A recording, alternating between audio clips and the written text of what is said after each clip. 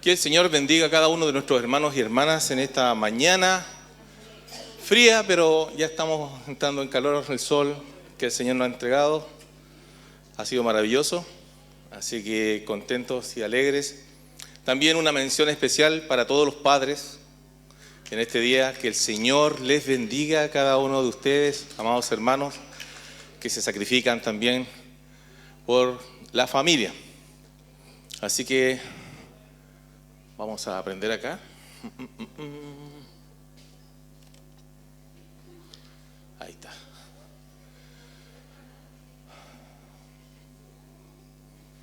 Ahí, ¿verdad que tengo yo el control?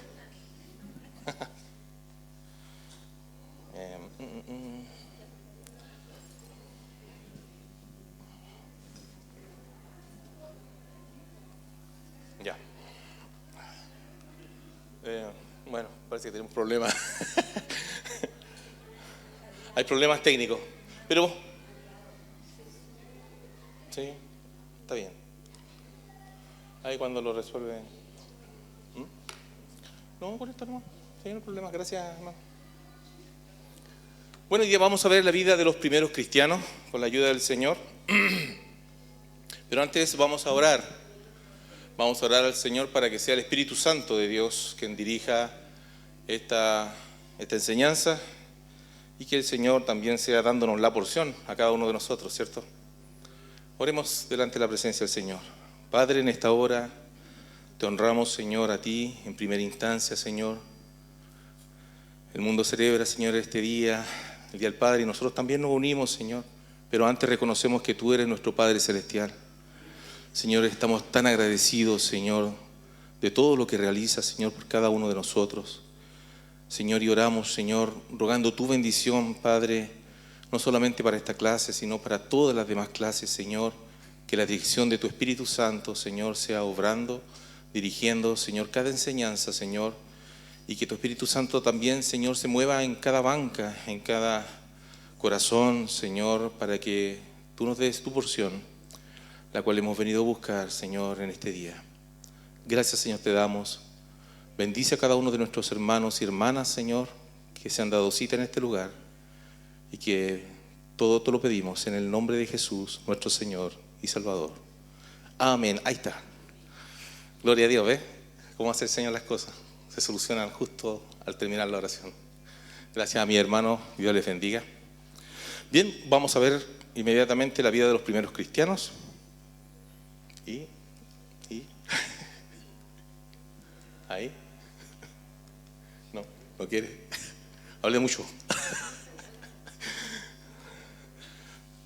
Bueno.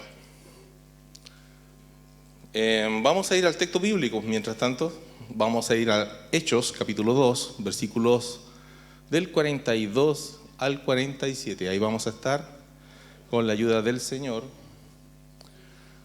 reflexionando en esta mañana. Y lo vamos a leer en el nombre de nuestro Señor Jesucristo. Dice así la palabra del Señor, Hechos 2, 42 en adelante. Y perseveraban en la doctrina de los apóstoles, en la comunión unos con otros, en el partimiento del pan y en las oraciones. Y sobrevino temor a toda persona, y muchas maravillas y señales eran hechas por los apóstoles. Todos los que habían creído estaban juntos y tenían en común todas las cosas.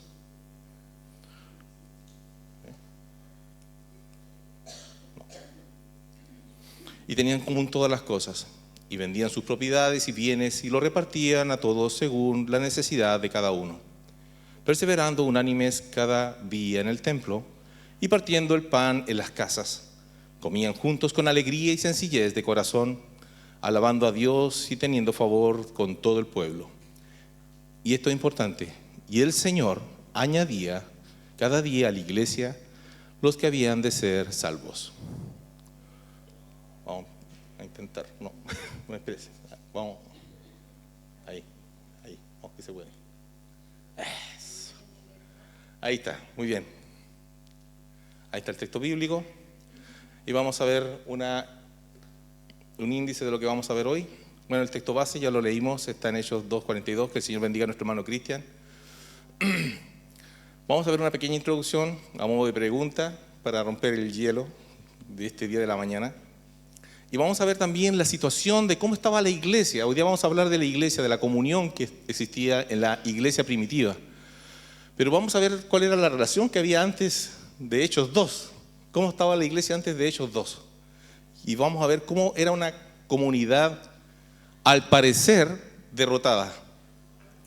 Y cómo fue que el acontecimiento que cambió todo esto, cambió todo el temor, el miedo que embargaba a los primeros cristianos, cambió cuando Cristo resucitó de entre los muertos. También vamos a ver el impacto que tuvo Pentecostés en la iglesia, ese impacto tremendo cuando descendió el Espíritu Santo de Dios en Pentecostés. Y luego vamos a hacer una pequeña radiografía de cómo era la iglesia en Hechos 2. Porque vamos a ver todo este contexto antes de llegar a la parte que nos acomete. Porque es necesario, hermano. ¿Ya? Muchas veces nosotros leemos que en Hechos 2 vemos una comunidad de creyentes, pero no desconocemos un poco el contexto. Y es importante que nos situemos en el contexto histórico que estaba ocurriendo en la comunidad de la primera iglesia. Y finalmente vamos a ver algunas lecciones para la iglesia actual. Pero vamos a empezar con una pregunta. Y vamos a pedir 3 voluntarios. ¿Qué acontecimiento o hecho ha marcado profundamente su vida? Piense usted un momento ahí, ¿qué acontecimiento ha marcado profundamente en su vida? ¿Algún voluntario o voluntaria? No se agrupen.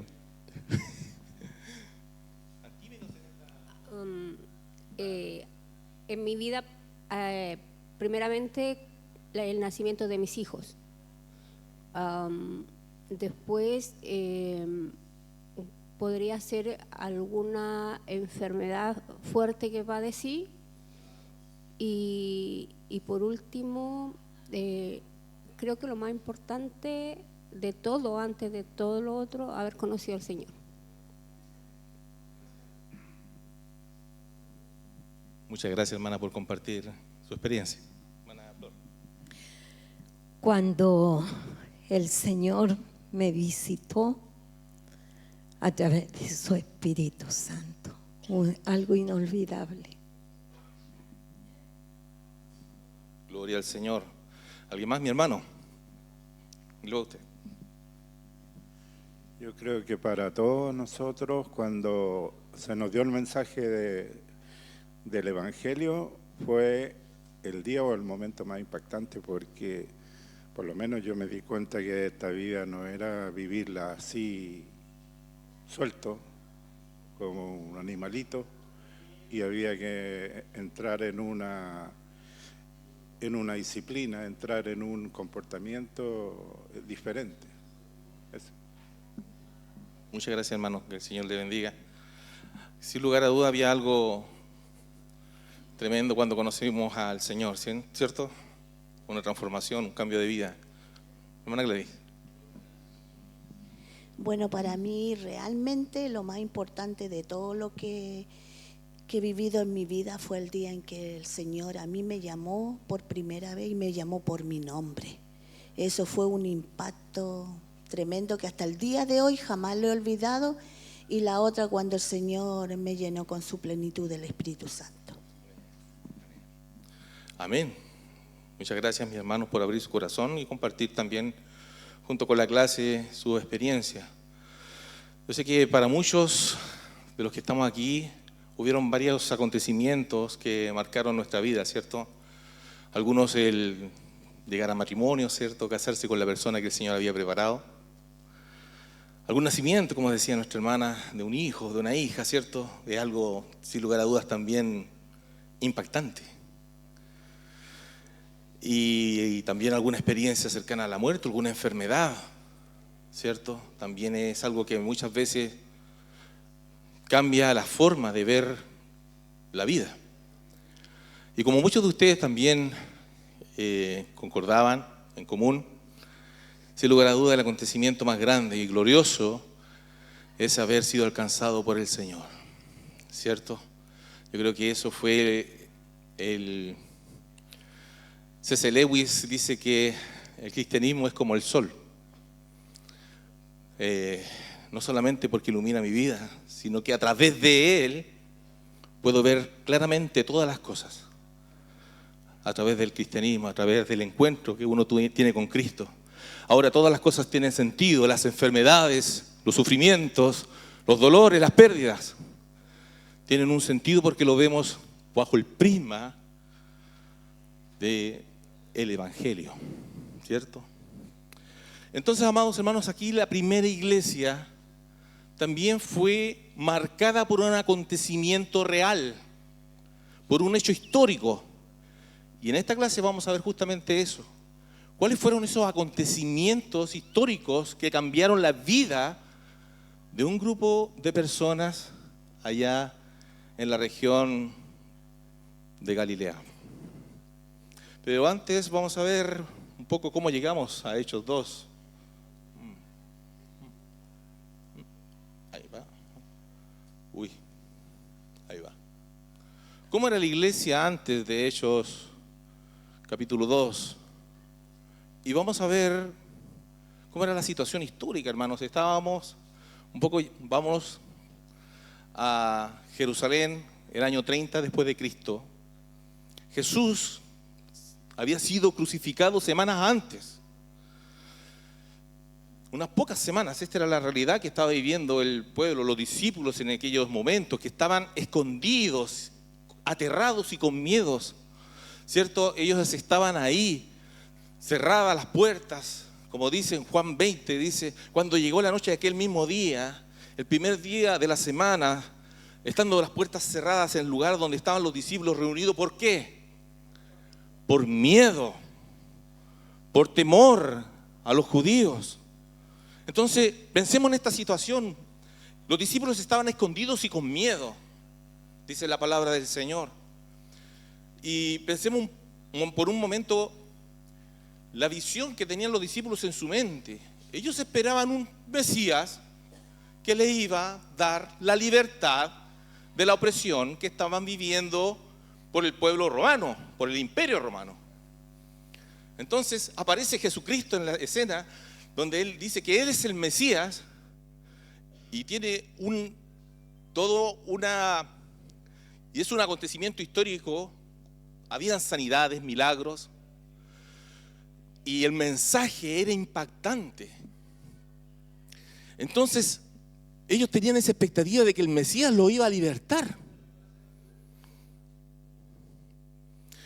Entonces, todo esto, todas estas expectativas humanas que tenían ellos, se cae al momento de ser crucificado el Señor Jesucristo. Porque ellos esperaban un Mesías victorioso, ¿cierto? Y la muerte del Señor, sin lugar a dudas, hizo añicos las expectativas de los discípulos. Y por otro lado tenían que esconderse porque estaban bajo riesgo de ser arrestados como cómplices de un reo ejecutado por el imperio romano. Esa es la situación que vivían los discípulos. Miedo, terror, que no nos vean. Tenían miedo hasta de los sirvientes, ¿se acuerda de Pedro? Que tenía miedo de una sirvienta que lo había reconocido y negó al Señor. Esto sin lugar a duda ya el Señor mismo lo había profetizado. En Mateo 26, 31b, hablando el Señor, que decía, heriré al pastor y las ovejas del rebaño serán dispersadas. Eso es lo que está ocurriendo, amados hermanos. Sin embargo, el acontecimiento que cambió todo, Cristo resucitó. Y podemos leer aquí en Hechos capítulo 1, versículo 3, dice, a quienes después también de haber padecido se presentó vivo con muchas pruebas indubitables o irrefutables. Acá está hablando cuando el Señor Jesucristo se comienza a presentar a los discípulos, a cada uno de ellos, apareciéndose durante 40 días y hablándoles acerca del reino de Dios. Acá sucede un hecho tremendo, glorioso, maravilloso, hermano, donde Jesucristo venció la muerte. venció la muerte y resucitó con poder y virtud. Aun cuando los gobernantes trataban de inventar algunas mentiras, diciendo que los discípulos habían escondido el cuerpo, ¿cierto? Aún así, la experiencia real e histórica empezó a marcar la vida de los discípulos.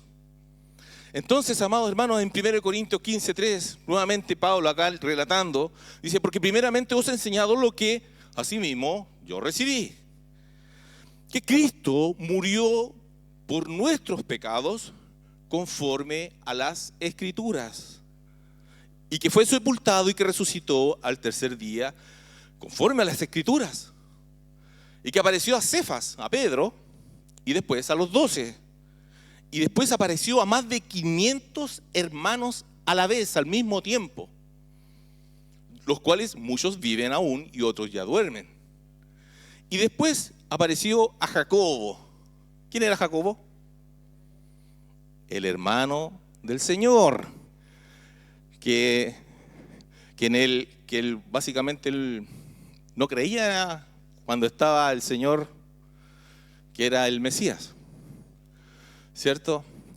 Que también el autor de la carta de Santiago, ¿ya? Él creyó después de la resurrección, cuando el Señor se le apareció. Y después a todos los apóstoles, y al último de todos, como un abortivo, dice Pablo, se me apareció a mí. ¿Se da cuenta, hermanos, cómo la resurrección del Señor comenzó a hacerse una realidad en su vida, en la vida de cada discípulo? Hermanos, imagínense, estaba muerto y de repente, hermanos, ve que él vive y resucitó entre los muertos. ¡Qué glorioso, hermano! Comenzaron ellos a entender que la cruz no fue una derrota, sino que fue el propósito que el Señor estableció para perdonar nuestros pecados. Era el altar del sacrificio la cruz. El sacrificio que todos ellos hacían año tras año, llevando un animalito. Ellos empezaron a entender teológicamente que ese sacrificio fue hecho en la cruz del Calvario y que Jesucristo había resucitado con poder y virtud. Esto, sin lugar a dudas, hermanos, lo cambió todo. Ellos ya no empezaron a predicar una filosofía o un pensamiento nuevo o una idea nueva. No, ellos estaban predicando un hecho real, un hecho empírico que ellos habían visto.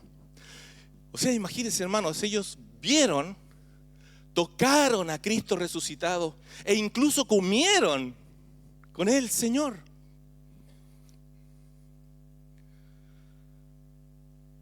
Gloria al Señor por eso.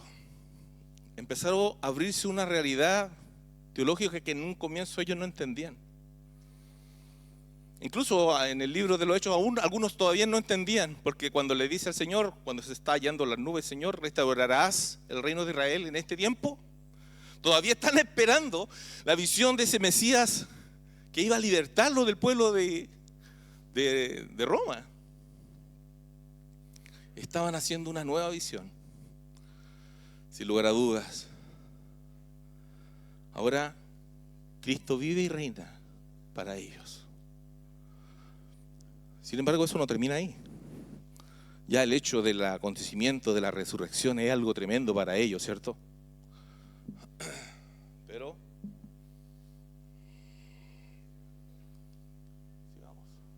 esta era esa resurrección, hermanos, del Señor cambió completamente su lamento en gozo. ¿Usted entiende así el Evangelio? Usted y yo entendemos que la resurrección es algo tan real que transforma nuestras vidas de una manera poderosa, de una manera que aun cuando nosotros entendemos que estamos, como decía en un comienzo, sufriendo alguna dificultad, algún problema, sabemos que Cristo está reinando, está resucitado y gobernando en los cielos a la diestra del Padre. Gloria al Señor. Y esto, hermano, no se trata de una nueva ética, una nueva enseñanza, una nueva moralidad, una nueva filosofía, una nueva forma de ver las cosas. No. El cristianismo, en general, hermanos, gira alrededor de una persona. Cristo. Gira a través de Cristo. No es de una forma nueva de hacer las cosas, de hacer comunidad. Juntémonos con un club social. No. El cristianismo gira a través de una persona que está resucitada a la diestra del Padre, reinando con poder y virtud. Gira alrededor de Cristo. Y ese es el Evangelio, hermanos. Es por eso que es tan importante que volvamos a las raíces. Volver a la centralidad del Evangelio. Un evangelio cristocéntrico. Está bien que se toquen algunos temas, pero no puede ser que la vida de la iglesia funcione alrededor de otra cosa ajena de lo que es Cristo. Porque Cristo es el que transforma. No va a transformar la idea del hermano Roberto que tiene sobre alguna situación que le pueda ayudar a usted en el matrimonio. No. La verdadera transformación la tiene cualquier persona que se viene a los pies de Cristo en humildad para poder ser transformado por el poder de Dios. Y eso solamente se encuentra mediante el perdón de pecados, por la muerte expiatoria de Cristo en la cruz, por mi vida y por la suya. Bendito sea el nombre del Señor. Ese es el poder del resucitado, hermano, que transforma la vida y el corazón de cualquier persona. Bendito sea el Señor. La gran pregunta es, ¿vivimos realmente como personas que creen que Cristo está vivo? Es una gran pregunta para hacerla nosotros en nuestra intimidad con el Señor. Pero bien,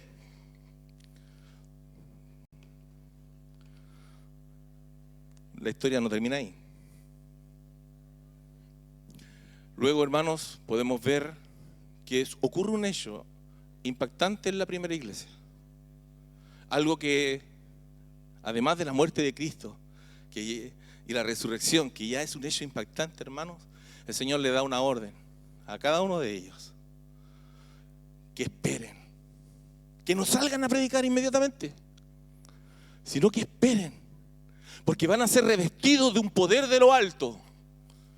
Porque iba a venir aquel momento glorioso, donde muchas veces, algunos de ustedes también hablaron, del derramamiento del poder del Espíritu Santo de Dios, que cambió completamente e impactó a la iglesia.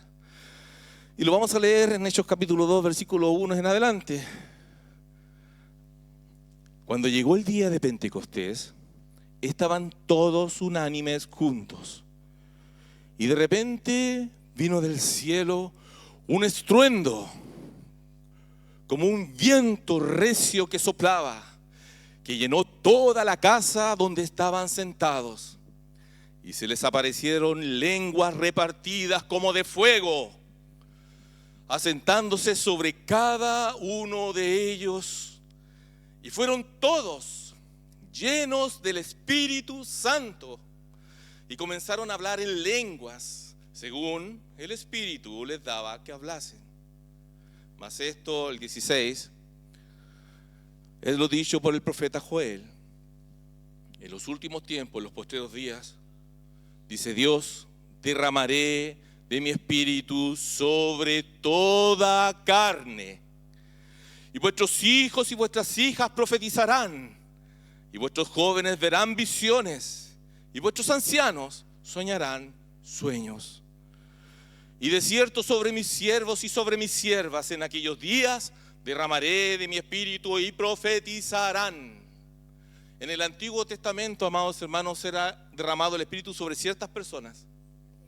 Pero ahora, en el nuevo pacto, el Señor prometió derramar el Espíritu Santo sobre todo aquel cristiano.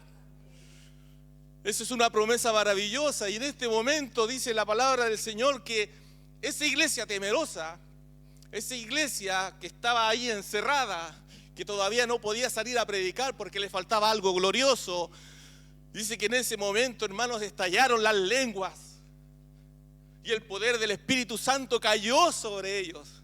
Qué glorioso sería que ese Espíritu Santo cayera hoy día en este momento, ¿no?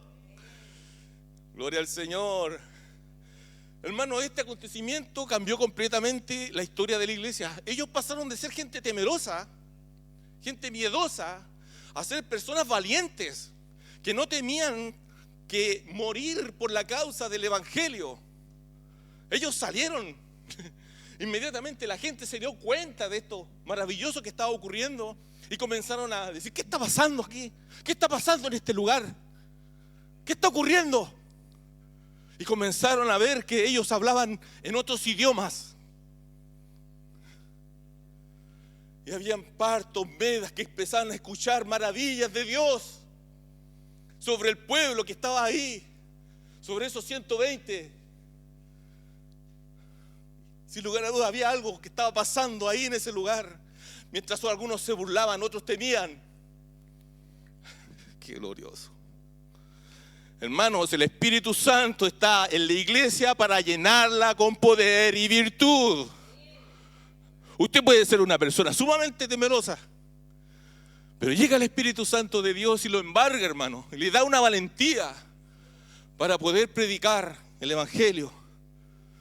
¿Ha sentido alguna vez maravillosa presencia del Espíritu Santo de Dios? Yo sé que sí, yo sé que sí. Es una presencia tan gloriosa, hermano, es algo tan maravilloso que sobrepasa nuestro entendimiento. Es algo que impacta nuestras vidas y da poder. ¿Para qué?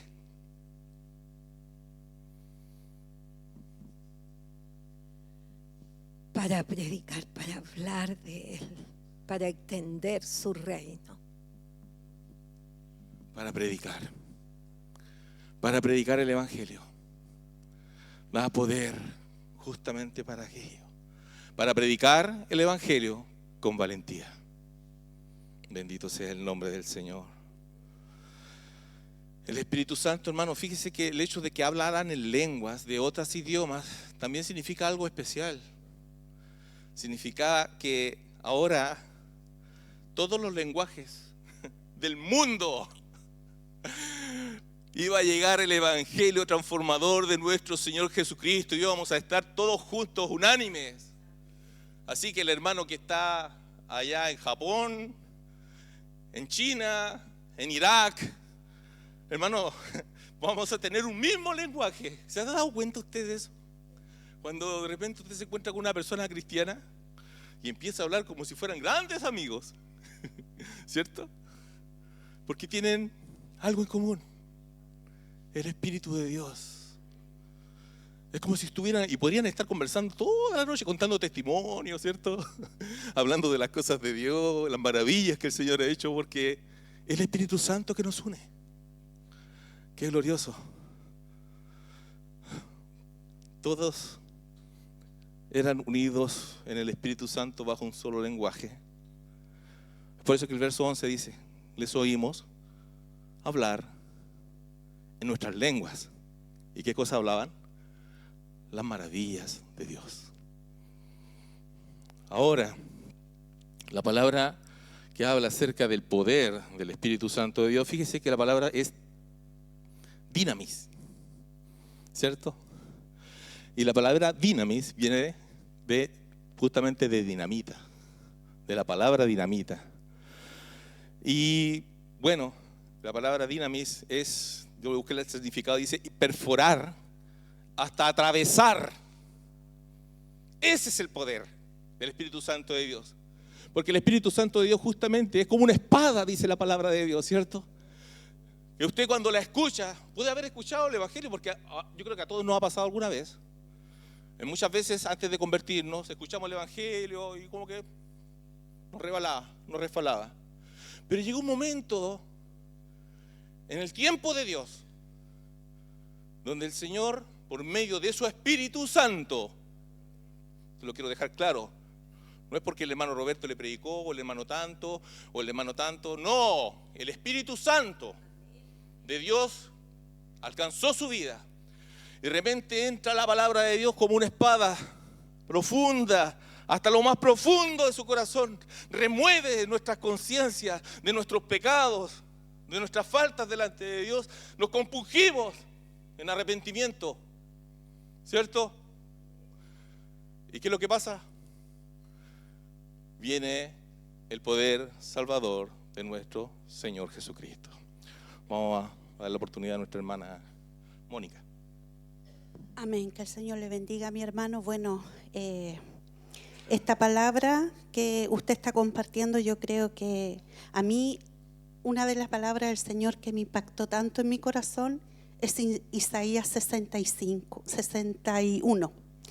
El Espíritu de Jehová, el Señor, está sobre mí, porque me ungió Jehová, me ha enviado a predicar buenas nuevas a los abatidos, a vendar a los quebrantados de corazón, a publicar libertad a los cautivos y a los presos apertura de cárcel, a proclamar el año de la buena voluntad de Jehová. Esa palabra yo creo que se hizo carne, se hizo vida en el libro de los Hechos, en su totalidad, en su expresión máxima, cuando el Señor derramó de la presencia de su Espíritu Santo. Yo creo que Isaías, Jeremías, todos los profetas, yo creo que hubiesen querido haber dado todo para haber estado ese día en persona, lo que ellos ya acá habían profetizado. Isaías 61. Amén. Amén, qué glorioso, ¿no? Qué tremenda la manifestación de la palabra de Dios cumpliéndose en aquel tiempo. Y hoy día también se sigue cumpliendo esta promesa. Sigue actuando el Señor. Sigue actuando sobre su iglesia. Sigue llevando el arrepentimiento a las personas, transformando vidas. Gloria a Dios por eso, ¿cierto? Amén. Ese fue Pentecostés. Pentecostés, amados hermanos. Yo creo que es tremendo esto, hermano. Cómo Dios transforma las vidas de las personas mediante el poder de su Espíritu Santo. Yo por cuántos años Dios decía, Señor, tanto tiempo que me hubiera gustado conocer al Señor más joven. Pero fue el momento que el Señor proveyó el tiempo de Dios para que la semilla del Evangelio naciera en cada uno de nuestros corazones, para que posteriormente llegara a dar fruto. Quizás a cuántos le predicamos durante años y hasta que el Señor ahí dio fruto la palabra del Señor. Bendito Dios. Y así es cuando ya llegamos a la iglesia de Hechos 2. Eso fue la introducción. Es que, ¿sabe qué es importante? Que entendamos el contexto. Pasamos de una iglesia temerosa, llena de temor, de miedo, a una iglesia donde comienza a entender la resurrección, el sacrificio de Cristo. Y más encima llega el poder del Espíritu Santo de Dios, que fue como una dinamita que transformó el corazón de cada hombre, de cada mujer. Hombres temerosos, mujeres temerosas, pasaron a ser personas de valor, de valentía, que no consideraban los sufrimientos que estaban viviendo porque sabían que ellos vivían en una realidad superior. La realidad del Cristo crucificado, resucitado entre los muertos y ahora lleno del Espíritu Santo de Dios. Y en ese momento llegamos aquí a Hechos capítulo 2, 42. Esa iglesia dice que perseveraban en la doctrina de los apóstoles, en la comunión los unos con los otros, en el partimiento del pan y en las oraciones. Y sobrevino un temor a toda persona porque comenzaron a ver muchas maravillas y señales hechas por los apóstoles. Y todos los que habían creído estaban juntos y tenían en común todas las cosas.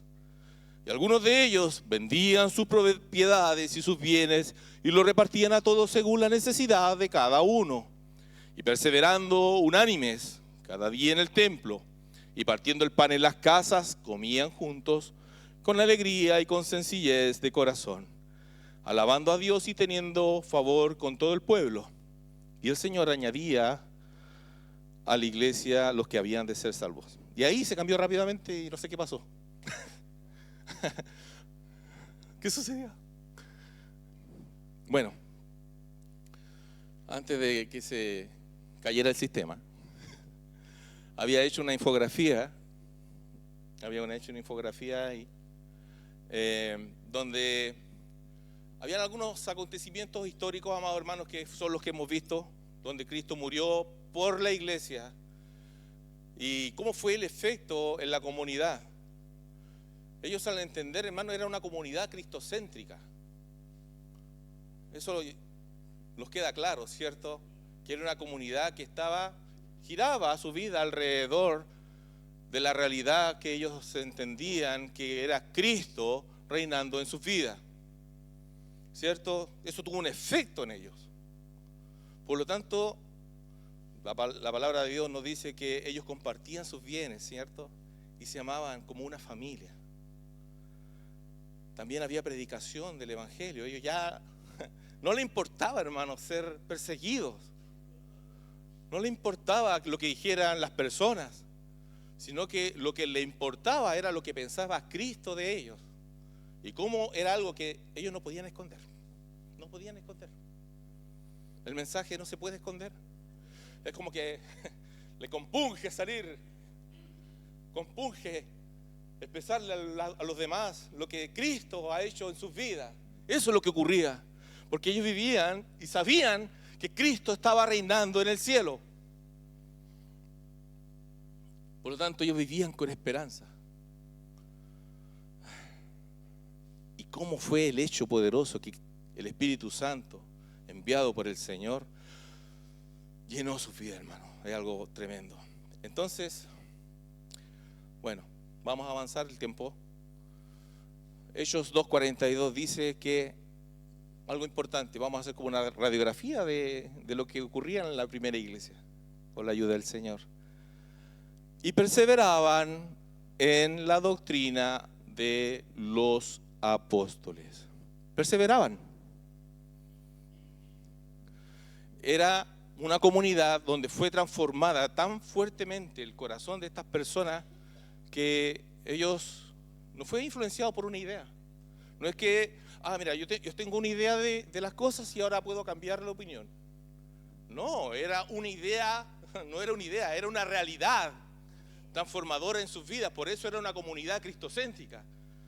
Por lo tanto, giraba, como decía hace un momento, en torno a Cristo. Y esta verdad era edificada mediante la doctrina de los apóstoles.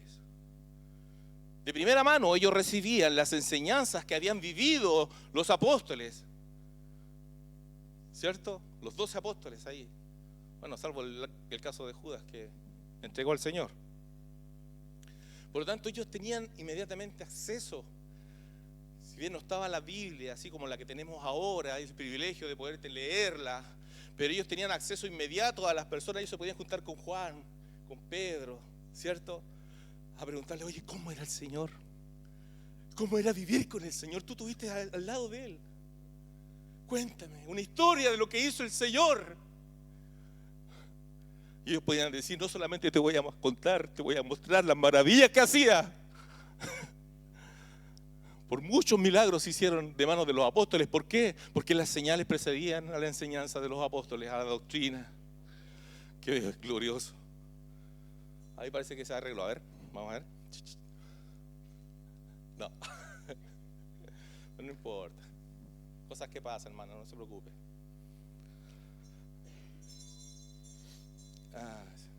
Entonces, amados hermanos, ¿es importante la doctrina? Sumamente importante. Hoy día ya no vamos a los apóstoles, ya no están ellos, pero vamos a la palabra preciosa que tenemos ahí en sus manos. Ahí está la doctrina sustancial, la palabra del Señor. Es importantísimo las doctrinas, hermanos. Y eso era parte también de la columna vertebral de la primera iglesia. Vamos a ver,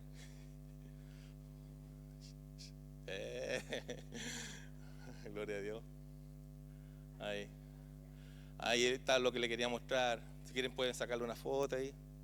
Ya pasamos esa parte, pero me la pueden pedir también. Yo después se la puedo enviar por correo, por WhatsApp, Telegram, Instagram, nada.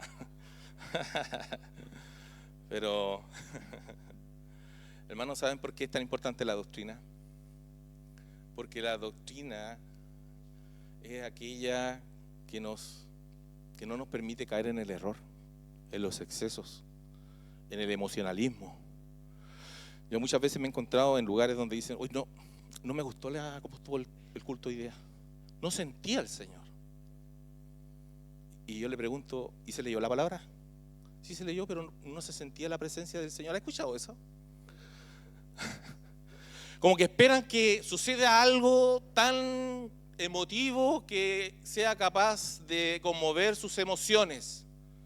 Pero la doctrina bíblica es lo que en definitiva usa el Espíritu Santo de Dios, porque la doctrina, que es la Escritura, es inspirada por el Señor, o sea, las palabras del Espíritu Santo de Dios están acá.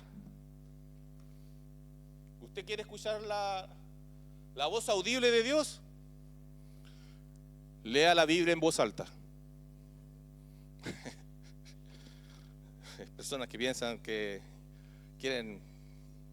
Yo amo las profecías, sí. Pero más amo la palabra del Señor. Gloria a Dios por eso. Bendito sea el Señor. Vamos a cambiar la diapositiva que estaba mal esta. Ahí está. Doctrina.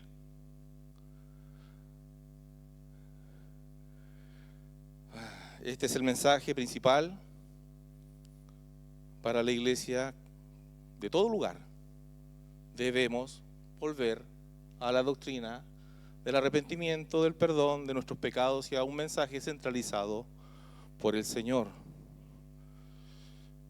No es que no está bien, no quiero que se malinterprete tampoco, no quiero decir que no está bien que usted no sienta, porque el Señor nos dio los sentimientos también, ¿cierto? Es hermoso, yo siento la presencia del Señor, me pongo a llorar, hermano, me derramo delante del Señor y es hermoso sentir la presencia del Señor, pero nuestra vida no debe estar basada en emociones, nuestras emociones son demasiado cambiantes, sino en una realidad, en un principio, en la palabra del Señor. Hay lugares que usan medios como psicológicos como para llegar a las personas, sentido. Pero el Espíritu Santo de Dios usa su palabra para cambiar y transformar.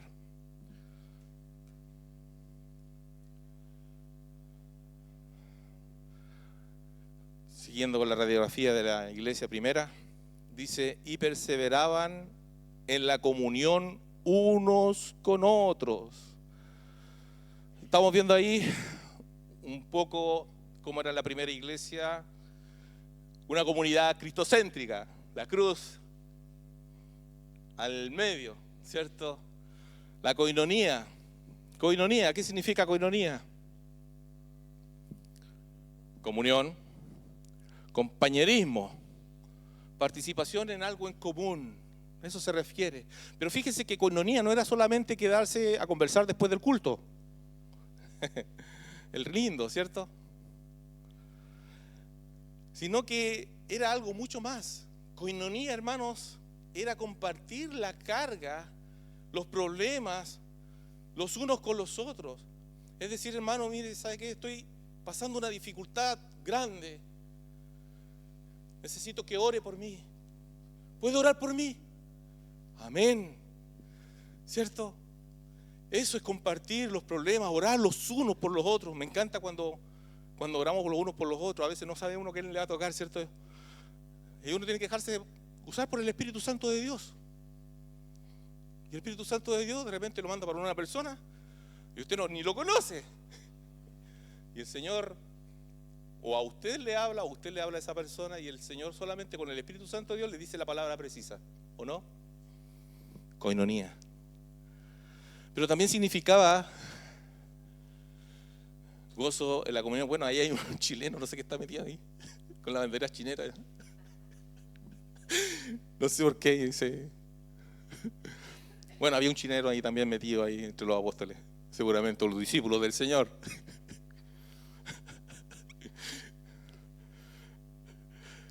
Pero el tema es que estaban ahí compartiendo la mesa.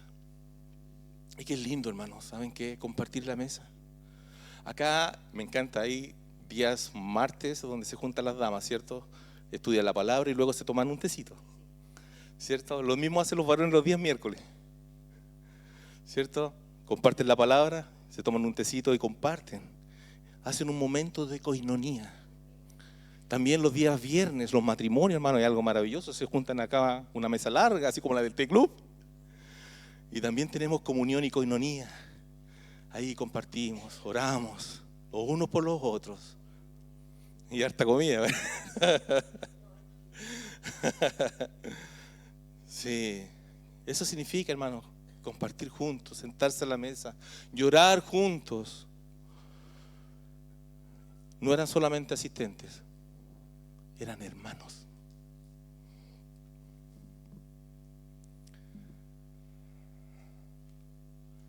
Y perseveraban en el partimiento del pan y en las oraciones. Con respecto a esto hay dos interpretaciones. Uno que se refiere principalmente a la cena del Señor, donde, como dice Lucas 22, 19, dice, y tomó el Señor el pan y dio gracias, y lo partió y les dijo diciendo, esto es mi cuerpo, que por vosotros es dado, haced esto en memoria de mí. Que es la Santa Cena que nosotros muchas veces nos reunimos acá, entiendo como 2 o 3 veces en el año, ¿cierto? Aproximadamente, donde recordamos ese momento maravilloso.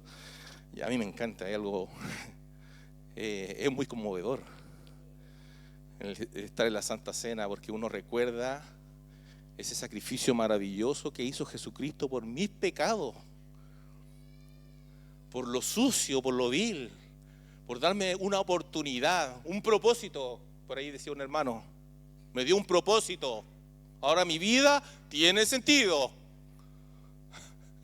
Y eso lo encontramos en Cristo.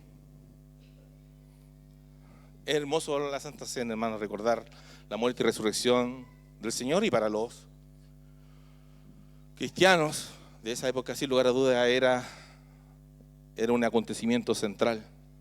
Pero también algunos interpretan que habían comidas fraternales, como los que mencionaba, tomarse un tecito, orar, conversar, tener koinonía, comunión. Yo creo que era un poco de los dos, ¿cierto? ¿Por qué, hermano? Fíjese que la comunidad primera estaba viviendo en un momento difícil. La comunidad de los creyentes, alguna persona que decidía convertirse al Evangelio, era inmediatamente excomulgado de la comunidad judía. No podía entrar en el templo. Todavía seguían ahí los sumos sacerdotes que habían expuesto el caso de Jesús. Por lo tanto, eran una comunidad cristiana. La comunidad cristiana era una comunidad perseguida. ¿Y qué significaba ser apartado de la sinagoga? Significaba ser marginado completamente y socialmente de cualquier ayuda social que tuviesen. Y no solamente eso, si las personas que de su familia no eran convertidas tampoco, no eran creyentes, a esa persona se le rechazaba completamente de su familia. Y la familia incluso lo declaraba por muerto, como una persona que había fallecido. Y el gran problema que eso traía es que la persona que era de alguna manera apartada de la familia era desheredada. Perdía todos los derechos de cualquier herencia. Por eso ellos no se juntaban solamente a tomar tecito. Yo te invito a tomar tecito. No, es que no tengo que comer, decían. Es por eso, hermanos, que algunos de estos hermanos, Algunos eran ricos porque se sentaban personas ricas, pecadores, personas humildes en la mesa. No había distinción de clases sociales. Y muchas de las personas que se convertían vendían sus propiedades porque veían la necesidad, hermano. Estamos hablando que la primera predicación se convirtieron 3.000 personas. Veían la necesidad que había. Era la forma que tenía la primera iglesia de poder subsistir. No era un hecho antojadizo, pero tampoco era una obligación. Es por eso que Pedro, cuando reprende a Ananías y Zafira, le decía: oye, pero no estaba en tu derecho, no era tuyo. Ellos no le estaban pidiendo a los hermanos que obligatoriamente, como hoy día algunos, no voy a entrar en política, que tenían que vender las cosas. No es que los discípulos se están expropiando, no, sino que ellos veían la necesidad del hermano, del grupo, de la comunidad, y ellos voluntariamente vendían sus propiedades privadas y lo donaban.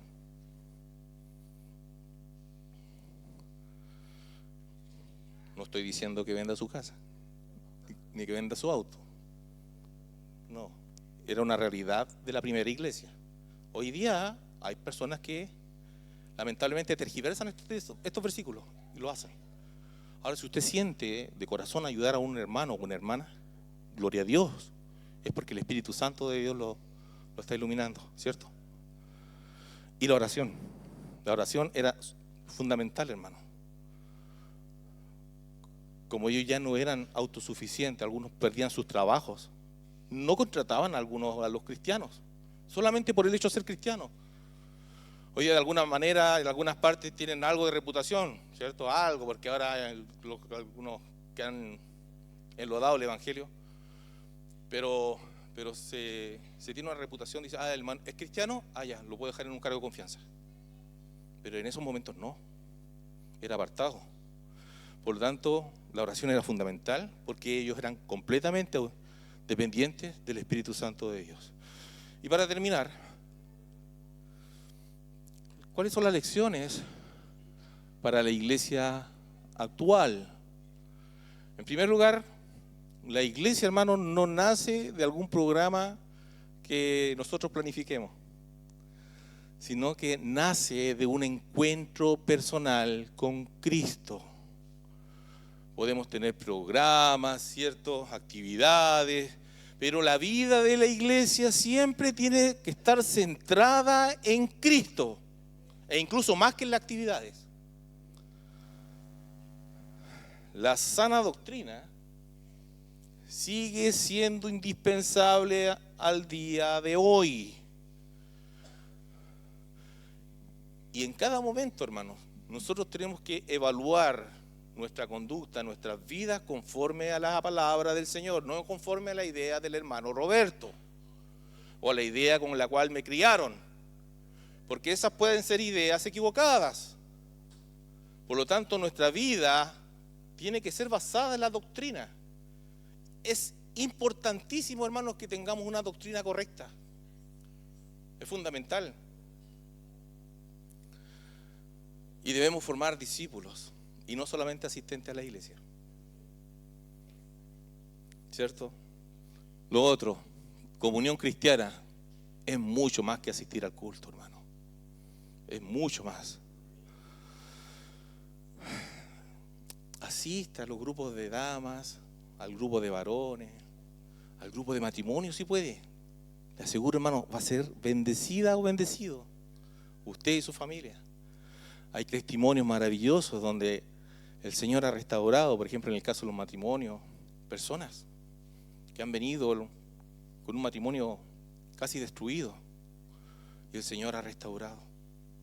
Y lo mismo me imagino en las damas, en los varones, donde está el espacio de tener esa coinonía.